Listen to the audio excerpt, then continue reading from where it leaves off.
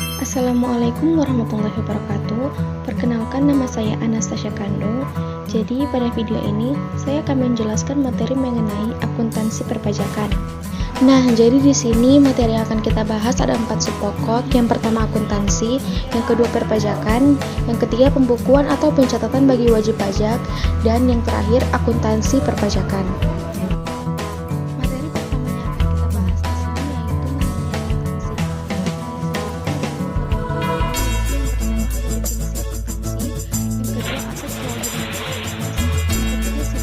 di sini yaitu definisi akuntansi. Akuntansi menurut American Secretarial Association atau AAA, akuntansi adalah proses mengidentifikasi, mengukur, dan melaporkan informasi ekonomi untuk memungkinkan adanya penilaian dan keputusan yang jelas dan tegas bagi pihak pemakai informasi. Nah, ini berarti akuntansi merupakan proses yang terdiri dari identifikasi, pengukuran, dan pelaporan informasi ekonomi yang diharapkan berguna dalam penilaian dan pengambilan keputusan mengenai perusahaan yang bersangkutan. Selanjutnya, menurut American Institute of Certificate Public Accountants atau AICPA, akuntansi adalah proses pencatatan, penggolongan, dan peringkasan transaksi kejadian yang tepat atau berdaya guna dalam bentuk satuan uang dan penafsiran hasil proses tersebut. Sementara definisi akuntansi dalam arti luas, akuntansi merupakan proses identifikasi, pengukuran, dan komunikasi dari informasi-informasi ekonomi untuk menghasilkan pertimbangan dan keputusan-keputusan dari pemakai informasi tersebut. Nah, dari segi prosedur, akuntansi sendiri adalah suatu teknik atau seni atau art untuk mencatat, menggolongkan, dan menyimpulkan transaksi-transaksi atau kejadian-kejadian yang mempunyai sifat keuangan dalam nilai mata uang serta menganalisis hasil dari teknik tersebut. Nah, jadi itu adalah pengertian akuntansi menurut dari segi AAA atau AICPA ataupun dari arti luas dan dari segi prosedur. Selanjutnya, aset, kewajiban, dan ekuitas. Rumus aset di sini yaitu aset sama dengan kewajiban ditambah ekuitas. Sementara rumus ekuitas sendiri yaitu ekuitas sama dengan modal saham dikurang dividen ditambah penghasilan dikurang beban. Untuk pengertian dari ketiga hal tadi, aset, kewajiban, dan ekuitas, yang pertama ada aset di sini. Aset itu merupakan sumber daya yang dikuasai oleh perusahaan sebagai akibat dari peristiwa masa lalu dan mempunyai manfaat ekonomi masa depan yang diharapkan akan diperoleh perusahaan. Sementara untuk pengertian kewajiban sendiri, kewajiban itu merupakan obligation masa kini yang timbul dari peristiwa masa lalu. Penyelesaiannya itu diharapkan dapat mengakibatkan arus keluar dari sumber daya perusahaan yang mengandung manfaat ekonomi. Dan yang terakhir, pengertian ekuitas sendiri. Ekuitas itu merupakan hak residual atas aset perusahaan setelah dikurangi semua kewajiban. Selanjutnya, siklus akuntansi. Nah, siklus akuntansi sendiri terbagi menjadi 10 bagian. Yang pertama ada analisis transaksi. Setelah kita melakukan analisis transaksi, kita akan menjurnal, terus memposting, kemudian kita akan membuat neraca saldo sebelum penyesuaian. Nah, setelah itu kita akan melakukan penyesuaian. Setelah penyesuaian, kita akan melakukan neraca saldo setelah penyesuaian, kemudian menyiapkan laporan, terus kita akan membuat jurnal penutup, kemudian neraca saldo setelah penutupan, dan yang terakhir jurnal pembalik atau pilihan. Selanjutnya, laporan keuangan. Nah, laporan keuangan di sini terbagi menjadi 5 bagian. Yang pertama ada laporan laba rugi, yang kedua laporan perubahan ekuitas, yang ketiga neraca, yang ketiga laporan arus kas, dan yang terakhir catatan atas laporan keuangan. Pengertian dari laporan laba rugi yaitu laporan yang menyajikan penghasilan dan beban entitas untuk suatu periode yang merupakan kinerja keuangannya. Sementara di sisi lain, laporan perubahan ekuitas merupakan laporan yang menunjukkan perubahan ekuitas pemilik yang terjadi selama periode waktu tertentu. Kemudian neraca. Neraca di sini informasi yang menyajikan aset, kewajiban, dan ekuitas suatu entitas pada tanggal tertentu. Untuk laporan arus kas sendiri, itu tuh merupakan laporan yang menyajikan informasi perubahan historis atas kas dan setara kas entitas yang menunjukkan secara terpisah perubahan yang terjadi selama satu periode dari aktivitas operasi, investasi, dan pendanaan. Untuk laporan keuangan yang terakhir, yaitu catatan atas laporan keuangan, itu merupakan catatan atau laporan keuangan yang berisi informasi sebagai tambahan informasi yang disajikan dalam laporan keuangan, memberikan penjelasan naratif atau rincian jumlah yang disajikan dalam laporan keuangan dan informasi pos-pos yang tidak memenuhi kriteria pengakuan dalam laporan keuangan. Di sini ada penyajian laporan keuangan. Nah, penyajian laporan keuangan ini terbagi menjadi beberapa bagian. Yang pertama ada wajar, yang kedua kelangsungan usaha, yang ketiga frekuensi pelaporan, yang keempat konsistensi, yang kelima komparatif, yang keenam materialitas, yang keenam lengkap, dan yang terakhir identifikasi. Pembahasan selanjutnya mengenai perpajakan. Perpajakan di sini kita akan membahas dua pembahasan saja, yaitu mengenai definisi pajak dan jenis pajak. Definisi pajak. Definisi pajak menurut Profesor Dr. Rohmat Sumitro SH, pajak itu merupakan iuran rakyat kepada kas negara berdasarkan undang-undang yang dapat dipaksakan dengan tidak mendapat jasa timbal atau kontraprestasi yang langsung dapat ditunjukkan dan digunakan untuk membayar pengeluaran umum. Selanjutnya menurut Profesor Dr. PJ A. Adriani, pajak sendiri merupakan iuran kepada negara yang dapat dipaksakan yang terutang oleh wajib membayarnya menurut peraturan dengan tidak mendapat prestasi kembali yang langsung dapat ditunjuk, dan gunanya adalah untuk membiayai pengeluaran-pengeluaran umum yang berhubungan dengan tugas negara untuk menyelenggarakan pemerintah. Sementara di sisi lain, menurut Mr. Dr. N.J. Feldman, pajak adalah prestasi yang dilaksanakan oleh dan terutang kepada pengusaha A menurut norma-norma yang ditetapkannya secara umum, tanpa adanya kontraprestasi dan semata-mata digunakan untuk menutup pengeluaran-pengeluaran umum. Nah, jadi kesimpulannya, pajak ini yaitu yang pertama dapat dipungut berdasarkan undang-undang, tidak menunjukkan adanya kontraprestasi, dipungut negara baik pemerintah pusat dan daerah, diperuntukkan pengeluaran pemerintah atau public investment, dan yang terakhir mempunyai tujuan lain atau reguler. Selanjutnya jenis pajak. Nah, di sini ada beberapa menurut bagiannya ya. Yang pertama ada menurut sifat. Menurut sifat itu terbagi menjadi dua, pajak langsung dan pajak tidak langsung. Pajak langsung di sini adalah pajak yang pembayarannya tidak dapat dilimpahkan oleh pihak lain dan menjadi beban langsung wajib pajak yang bersangkutan. Contohnya pajak penghasilan. Nah, pajak tidak langsung yaitu pajak yang pembebanannya dapat dilimpahkan kepada pihak lain. Contoh pajak pertambahan nilai dan pajak penjualan barang mewah. Sementara menurut sasaran atau objek, itu pajak terbagi menjadi dua juga, yaitu ada pajak subjektif dan pajak objektif. Nah, pajak objektif adalah pajak yang berdasarkan pada objek tanpa memperhatikan keadaan diri wajib pajak. Contohnya pajak pertambahan nilai, pajak penjualan barang mewah, pajak bumi dan bangunan, serta bea materai.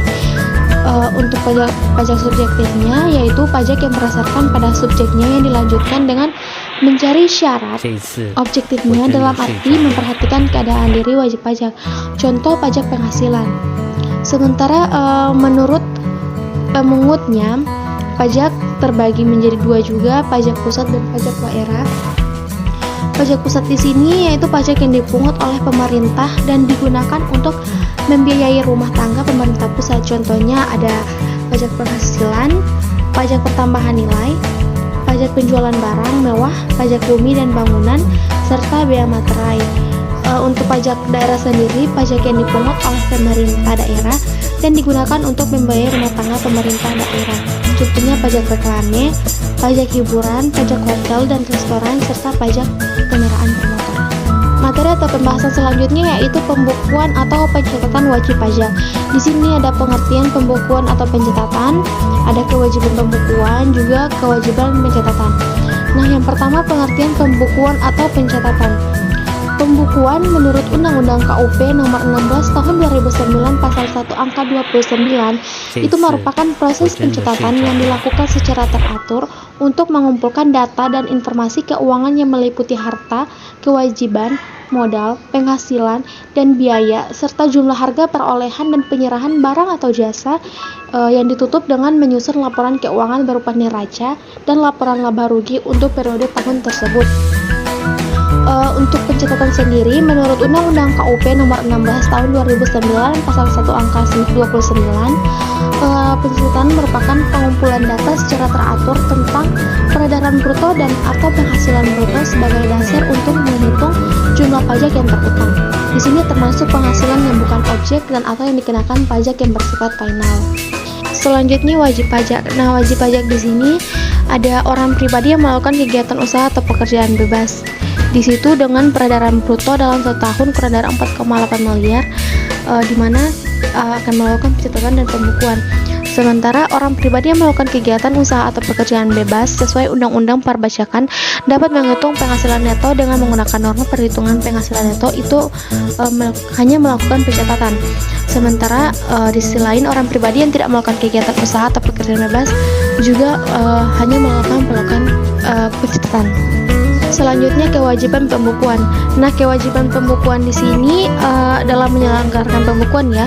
Di sini ada dua, yaitu orang pribadi yang melakukan kegiatan usaha atau pekerjaan bebas yang memiliki peredaran bruto dalam 1 tahun kurang lebih 4,8 miliar.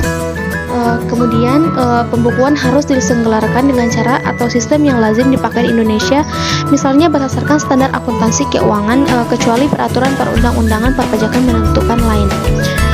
Selanjutnya, pentingnya pembukuan untuk perpajakan. Nah, pentingnya pembukuan untuk perpajakan di sini yang pertama ada informasi pembukuan diperlukan untuk menghitung pajak terhutang dan verifikasi, serta pemeriksaan dan investigasi terhadap kebenaran perhitungan jumlah utang pajak tersebut.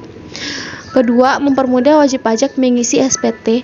Yang ketiga, mempermudah perhitungan penghasilan kena pajak. Dan yang terakhir, penyajian informasi tentang posisi finansial dan hasil usaha untuk bahan analisis atau pengambilan keputusan ekonomi perusahaan. Selanjutnya, syarat dari menyelenggarakan pembukuan. Di sini ada beberapa bagian. Yang pertama, haruslah diselenggarakan dengan memperhatikan itikat baik dan mencerminkan keadaan atau kegiatan usaha yang sebenarnya atau full disclosure. Yang kedua, haruslah diselenggarakan di Indonesia dengan menggunakan huruf Latin, angka Arab, satuan mata uang rupiah, dan disusun dalam bahasa Indonesia atau bahasa asing yang diizinkan oleh Menteri Keuangan. Yang ketiga, diselenggarakan dengan prinsip taat asas dan stelsel akrual dan stelsel kas. Yang keempat, perubahan terhadap metode pembukuan atau tahun buku harus mendapat persetujuan Direktorat Jenderal Pajak. Yang kelima, pembukuan yang diselenggarakan sekurang-kurangnya terdiri atas catatan mengenai harta, kewajiban, modal, penghasilan dan biaya, serta penjualan dan pembelian sehingga dapat dihitung besarnya pajak yang terutang. Nah, dan yang terakhir, buku catatan dan dokumen yang menjadi dasar pembukuan dan dokumen lain termasuk hasil pengolahan data dari pembukuan yang dikelola secara elektronik atau secara program aplikasi online wajib disimpan selama 10 tahun di Indonesia. Nah, jadi itu syarat dari menyelenggarakan pembukuan. Selanjutnya ada perbedaan tahun buku dengan tahun-tahun atau kalender. Untuk tahun kalender sendiri itu tahunnya dari tanggal 1 Januari sampai dengan 31 Desember. Untuk tahun buku itu periode pembukuan dalam satu siklus akuntansi. Nah, di sini apabila WP menggunakan tahun buku yang tidak sama dengan tahun kalender, penyebutan tahun pajak yang bersangkutan menggunakan tahun yang dalamnya termasuk 6 bulan pertama atau lebih.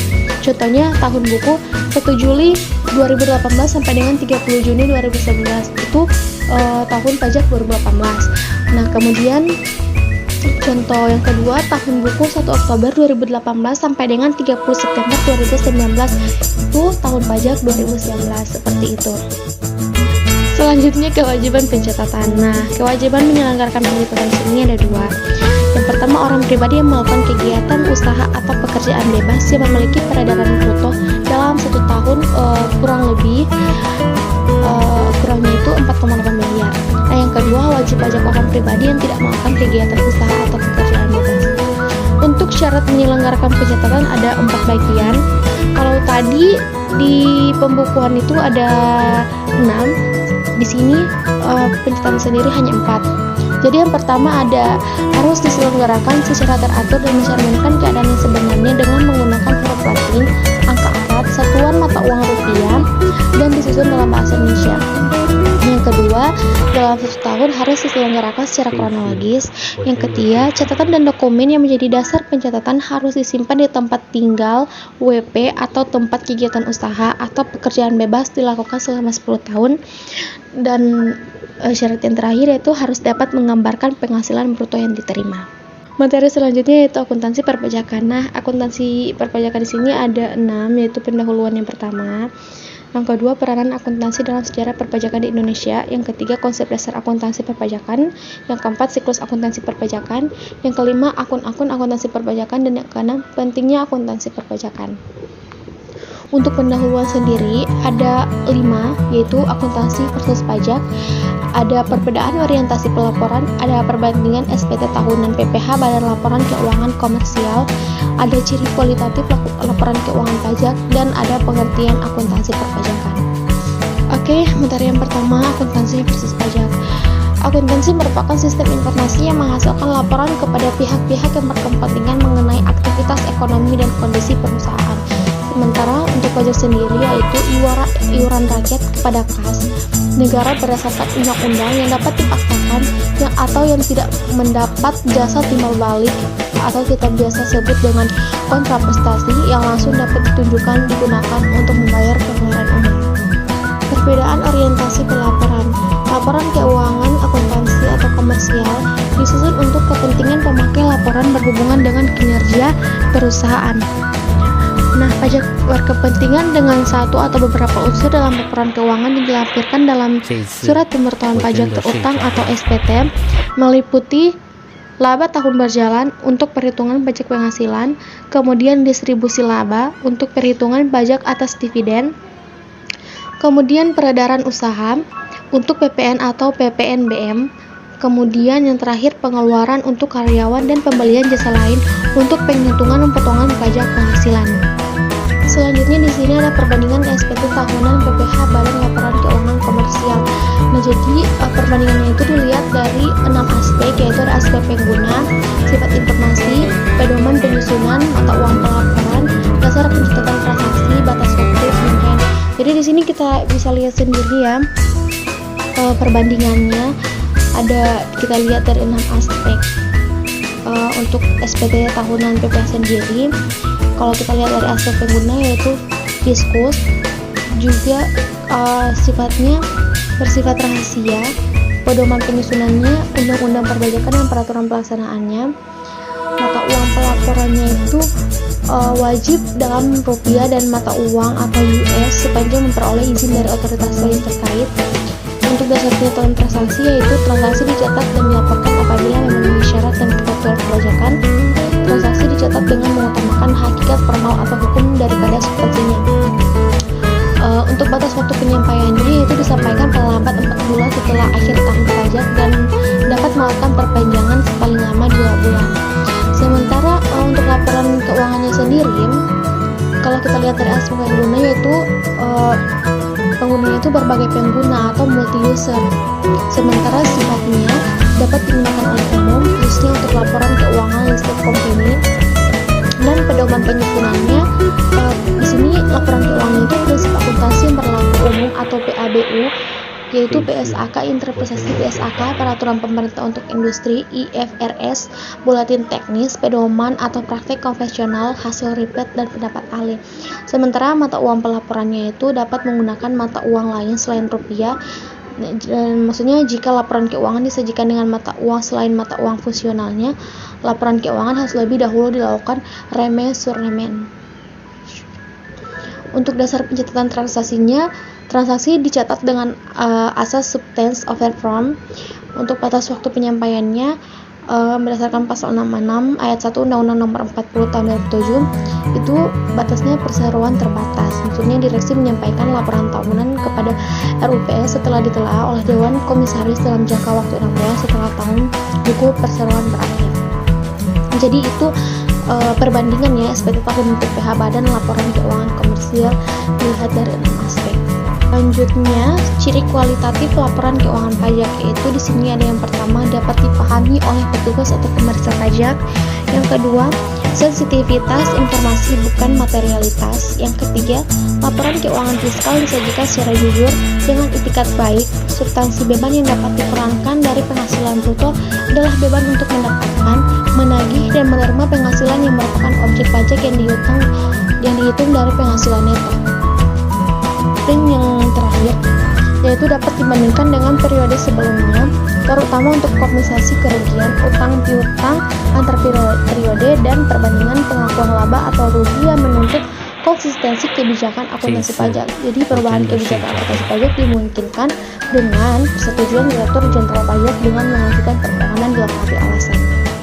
Untuk pengertian akuntansi perpajakan sendiri, di sini akuntansi merupakan sistem informasi yang menyediakan laporan bagi para pihak pengambilan keputusan atau stakeholder. Akuntansi mengikuti prinsip-prinsip akuntansi yang berlaku secara umum, yaitu standar akuntansi keuangan atau SAK. Kemudian proses akuntansi dimulai adanya transaksi dengan adanya titik ketersinggungan akuntansi dan pajak ini, yaitu transaksi. Maka perusahaan cenderung menerapkan akuntansi yang sudah sesuai dengan peraturan pajak atau disebut dengan istilah akuntansi perpajakan. Jadi, Niels Swanger dan Fies atau Accounting Principles 2007 menyebutkan bahwa akuntansi perpajakan dirumuskan sebagai bagian dari akuntansi yang menekankan kepada penyusunan surat pemberitahuan pajak dan pertimbangan konsekuensi perpajakan terhadap transaksi dalam rangka pemenuhan kewajiban perpajakan. Selanjutnya, peranan akuntansi dalam sejarah perpajakan di Indonesia.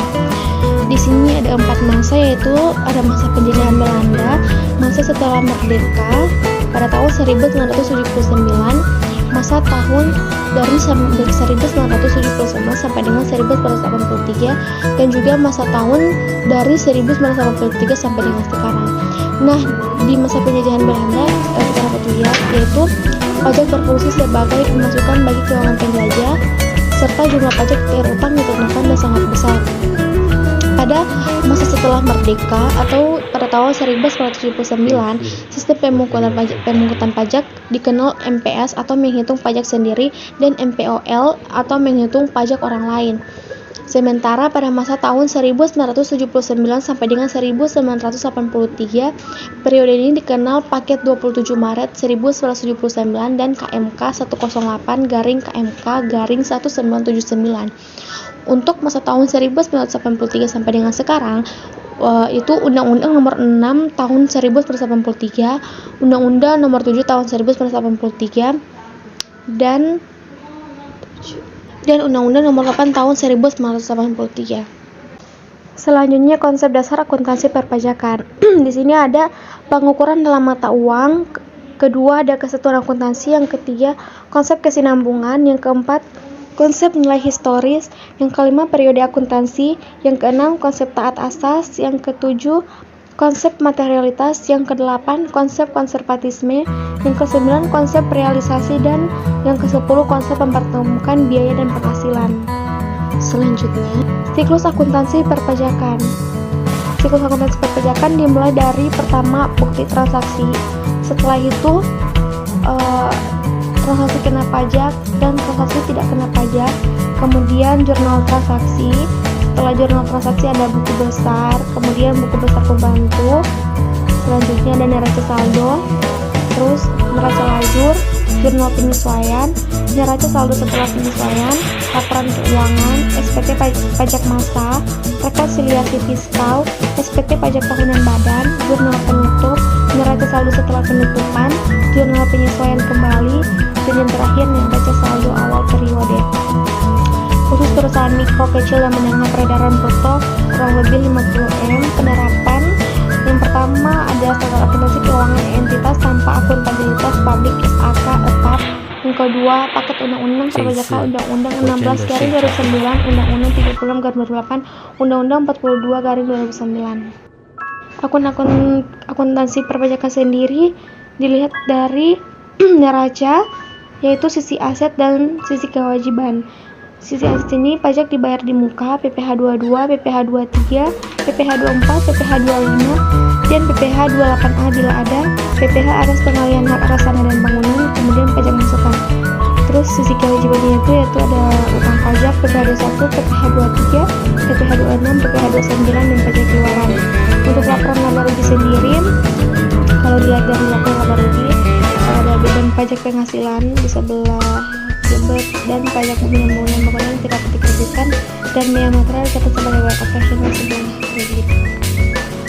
Pentingnya akuntansi perpajakan. Akuntansi perpajakan juga penting untuk wajib pajak dalam melakukan perencanaan pajak. Akuntansi perpajakan sangatlah penting karena menekankan perlunya pemahaman perpajakan yang baik oleh WP, terutama WP badan, agar jangan sampai terjadi kesalahan dalam perhitungannya pajaknya karena dapat saja sewaktu-waktu dilakukan penguasaan pajak oleh aparat pajak atau fiskus. Nah, jadi sekian itu ya materi mengenai